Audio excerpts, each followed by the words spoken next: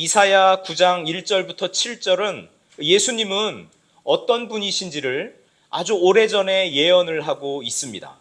이사야가 예언하는 여기의 주인공은 바로 예수 그리스도입니다.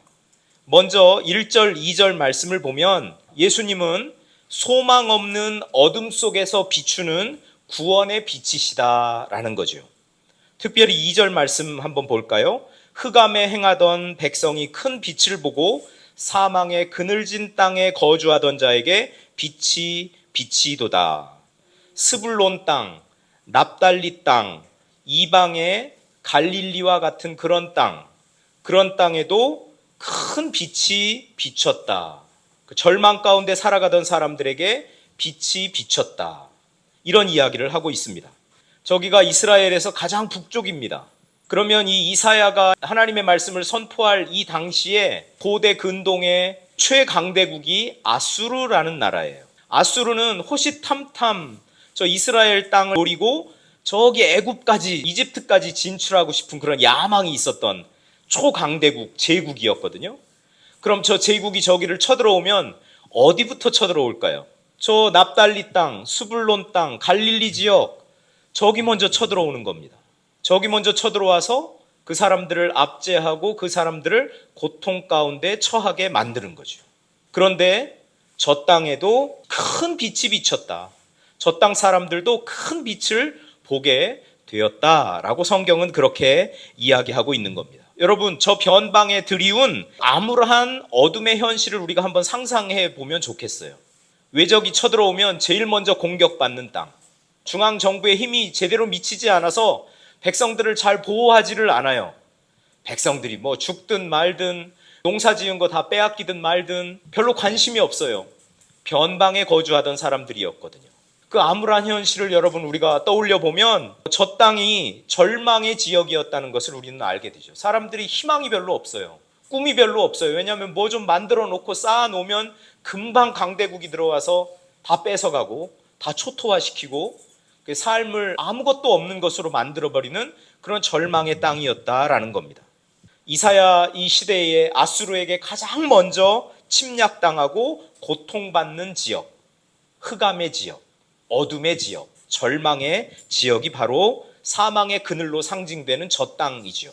납달리 지역, 스불론 지역, 갈릴리 지역을 말하는 것입니다. 저것은 오늘날 죄와 불안 속에서 또 고통 속에서 암울하게 살아가고 있는 우리의 영혼의 상태를 대변합니다. 그런데 그런 지역에, 그 절망의 땅에, 그런 암울한 땅에 죄와 고통으로 또 상처로 불안 속에서 방황하고 헤매고 있는 우리들에게 큰 빛이 비쳤다고 성경은 말씀합니다. 하나님께서 큰 빛을 비추셨습니다. 여러분, 이것이 바로 예수 그리스도의 탄생입니다. 예수님의 탄생, 그것은 하나님이 보내신 큰 빛입니다. 이 예언의 말씀이 이 갈릴리 지역을 통해서 성취가 되는 거죠. 저 땅이 바로 예수님이 어린 시절을 보냈던 땅이고 예수님이 복음 사역을 시작했던 땅이기 때문에 그렇습니다. 예수님은 그 첫 사역을 화려한 도시 예루살렘에서 하지 않으셨습니다. 저 변방의 땅에서 예수님은 복음을 전하셨습니다. 마태복음 4장 15절 16절 말씀에 보면 예수님께서 이 스불론과 납달리 지경의 해변에 있는 가버나움에 가서 사셨다라는 말이 나오고 이사야 9장에 있는 이 예언이 예수님이 거기 가서 사시는 것으로 성취되었다고 이렇게 기록하고 있어요. 이때부터 예수님이 회개하라, 천국이 가까이 왔느니라, 복음을 선포하기 시작하십니다.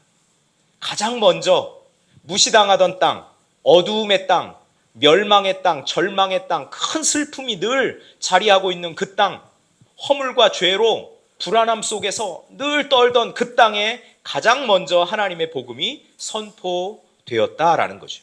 이사야를 통한 하나님의 예언이 예수 그리스도의 탄생과 예수 그리스도의 성장과 예수 그리스도의 복음 선포를 통해서 그대로 성취가 된 것입니다. 여러분, 오늘 우리는 대림절 첫 번째 주일을 맞아서 어둠 속에서 고통당하는 사람들에게 구원의 빛을 비추시는 예수님을 기대하면서 이 말씀을 좀 새롭게 바라볼 수 있었으면 좋겠습니다. 예수님은 소망 없는 절망의 한가운데서 호련히 비추어 영원한 구원으로 하나님의 사람들을, 백성들을 인도하시는 하나님의 은혜 덩어리다라는 것을 우리가 기억할 수 있으면 좋겠습니다. 그 예수 그리스도를 바라보는 복된 대림절 첫 번째 주일, 그리고 이 대림절의 기간이 되었으면 좋겠습니다. 두 번째, 예수님은 온 세상을 구원하시고 큰 기쁨을 주시는 해방의 빛이십니다. 예수님은 누가 뭐래도 해방자세요. 3절부터 5절까지 말씀을 보면 평화의 왕이 그 땅 가운데 오셔서 해방을 시켜줌으로 인해서 그 땅에 사는 사람들이 얼마나 기뻐하는지를 잘 묘사하고 있습니다. 그들의 기쁨을 어떻게 묘사하냐면 추수하는 즐거움, 또는 전쟁을 해서 승리를 했잖아요. 그러면 탈취물, 전리품 같은 게 생기잖아요. 그 전리품을 전쟁을 마치고 돌아와서 그 전쟁에 참여한 사람들이 나누잖아요. 그때 얼마나 기쁠까요? 그 탈취물을 나눌 때의 그 기쁨, 다 환호하고 박수하면서 승리를 만끽하면서 그 탈취물을 나누죠. 추수할 때의 그 기쁨은 어떠세요? 여러분, 우리가 이제 1년을 거의 다 살아가는데 올 2025년 한 해 동안 하나님이 나에게 은혜를 베풀어 주셔서 내가 많은 열매를 거두게 되었다. 그 열매를 바라보면 이 입이 이렇게 귓가에 걸리고 남들이 볼까봐 웃는데 그 웃음이 그냥 다 표현이 돼요. 그냥 너무나 기뻐서.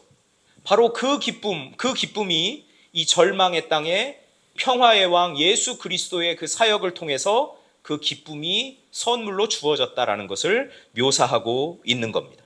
그동안 외적이 침입해서 제국이 쳐들어와서 그들을 못살게 굴고 고통 가운데 처하게 하고 그들 어깨에는 막 무거운 멍에를 지우고 그리고 채찍으로 때리고 막대기로 휘두르고 그랬었는데 이 평화의 왕이 오셔서 어깨에 무거운 짐도 내려주시고 채찍과 막대기를 다 꺾어버리시고 해방을 맞이했다는 거죠. 그 해방의 기쁨이 구원받은 백성들에게는 있는 것입니다. 여러분, 예수님이 우리 인생 가운데 오셔서 해주신 일이 바로 이런 거예요. 우리를 억누르고 있던 그 죄의 멍에, 죄의 무게 예수님이 벗겨주십니다. 그 우리를 억압하고 우리를 때리고 우리를 괴롭게 하던 그 채찍과 막대기를 예수님이 꺾어주셨다는 거예요. 죄와 사망의 권세를 예수님이 꺾어주셨다는 겁니다. 우리가 사단의 그 지배 아래 있을 때 얼마나 삶이 곤고합니까? 죽음에 대한 공포가 얼마나 우리 사람들의 삶을 위협합니까? 그런데 예수님이 오셔서 그 사단의 권세, 사망의 공포, 사단의 지배를 완전히 깨뜨려 버리시고 우리를 해방시키셨다. 예수님은 그래서 우리를 해방시키시는 빛이시다라는 사실이죠. 그래서 예수님을 모시고 살아가는 우리의 하루하루의 삶은 기쁨이어야 되는 겁니다. 오늘 이 말씀에 명시적으로 표현하진 않았지만 저는 하나님이 저와 여러분 모두에게 이렇게 명령하시는 것을 듣습니다. 기쁨으로 충만하라. 기쁨으로 충만하라. 여러분 한번 주변 분들에게 이렇게 선포하시죠. 기쁨으로 충만하십시오. 하나님이 우리를 구원해 주시고 우리를 억누르던 죄의 그 멍에 그 무게를 가볍게 해주셨고 그리고 채찍과 막대기를 다 꺾으셔서 사단의 권세를 꺾어주셨고 우리가 참된 자유 안에 거주하게 하셨으니 우리는 해방되었으니 얼마나 기쁩니까? 그래서 그 기쁨을 마음껏 삶 속에 누리면서 살아가는 복된 성도님들 다 되실 수 있기를 축복합니다. 대림절 첫 번째 주일을 맞이해서 또 이 말씀을 우리가 예수님과 연결지어서 적용을 해보면 어떻습니까? 예수님은 어둠의 포로였던 우리들에게 해방을 선물해 주신 분이다라는 것이죠.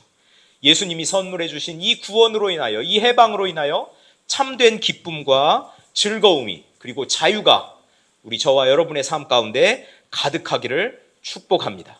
예수님은 승리의 빛이시기 때문입니다. 마지막으로 우리 예수님은 영원히 세워질 그 나라의 왕이신 공의의 빛이시다. 예수님이 왕이신데 변덕스러운 왕이 아닙니다. 자기 욕심만 채우는 그런 왕이 아닙니다. 왕이 이런 자기 욕심을 채우는 왕이 세워지면 참 나라가 힘들거든요. 백성들이 힘들거든요. 왜냐하면 그 욕심을 충족시켜 주느라고 얼마나 많은 사람들이 고생을 합니까? 그런데 예수님은 그런 왕이 아니라 공의로 다스리는 왕, 정의로 다스리시는 왕이시다라는 말씀을 하고 있습니다. 이제 구원이 완성되어서 예수님이 통치하시면 그 나라는 공의의 나라가 되는 겁니다. 정의의 나라가 되는 겁니다. 저는 그런 나라를 꿈꿉니다. 제가 살아가는 이 나라도 그렇게 정의롭고 공의로운 나라가 되었으면 좋겠습니다. 예수님이 오셔서 우리의 삶을 정의롭고 공의롭게 다스려 주시기를 소망합니다. 예수님의 통치가 이 나라 가운데도 저 온 세계에 임하기를 소망합니다. 그래서 오늘 본문은 예수님의 정체성을 아주 장황하게 열거하고 있습니다. 전능하신 하나님, 영존하시는 아버지, 기묘자 모사, 즉 지혜의 왕이라고 묘사하고 영원한 평화의 통치자, 평강의 왕이라고 예수님의 정체성을 이렇게 열거하고 있습니다. 이런 예수님이 저와 여러분의 삶을 통치하시는 왕이 되시기를 소망합니다. 그래서 공의의 빛이신 예수님의 통치가 우리 삶 가운데 드러나는 그런 은혜가 가득하기를 축복합니다. 대림절 첫 번째 주일에 또 이 말씀을 우리 예수님과 연결지어서 우리가 적용해 본다면 우리는 예수님의 탄생을 기다리고 있어요. 어떤 사람은 말할 거예요. 아니 2000년 전에 이미 탄생하시지 않았냐? 탄생하셨죠. 근데 그 예수님이 다시 오십니다. 우리는 또 그 다시 오심을 기다립니다. 이 두 가지 의미가 거기에 들어 있습니다. 현실적으로는 이 예수님이 우리 삶 가운데 더 깊숙이 들어오셔서 우리를 다스려 주기를 기다리는 그런 절기다라고 생각하시면 틀림이 없습니다. 예수님 어서 오시옵소서. 제 삶 가운데 더 충만하게 임하시옵소서. 예수로 충만하면 예수님이 영원한 왕으로 우리 삶을 다스리시기 때문에 우리 안에 정의와 공의가 나타나게 되어 있다라는 사실입니다. 영원한 정의로 공의로 다스리시는 예수님을 기다리는 이 복된 계절에 예수 그리스도를 기다리면서 우리 안에 예수 그리스도를 충만하게 되는 역사가 일어날 수 있기를 축복합니다. 그래서 저와 여러분들이 거쳐간 자리, 저와 여러분들이 앉았던 자리, 저와 여러분의 삶의 터전, 우리의 학교, 우리의 학원, 우리의 가정, 우리의 직장, 그 사람들의 관계성 속에 여러분 그 예수님의 정의와 예수님의 공의가 빛날 수 있기를 축복합니다. 하나님, 사망의 그늘진 땅에 거하던 우리들에게도 하나님의 큰 빛이 비쳤습니다. 예수 그리스도의 오심으로 비춰진 그 빛, 죄와 허물로 고통받던 우리가 이렇게 구원받고 해방되고 하나님의 자녀가 된 그 큰 은혜를 생각하며 대림절을 의미 있게 보낼 수 있도록 인도하여 주옵소서. 대림절 첫 주일 우리는 어둠을 깨트리고 우리를 해방시키며 영원한 정의로 다스리시는 빛 되신 왕 예수 그리스도를 기다립니다. 이 대림절 기간 그 빛을 우리의 삶에 깊이 모셔드리며 그 빛으로 어둠을 몰아내고 삶의 주름진 곳이 펴지고 부정적 생각이 긍정적으로 바뀌고 그 빛 안에서 참된 소망과 기쁨을 마음껏 누리도록 복내려 주시옵소서. 예수님의 이름으로 기도드립니다. 아멘.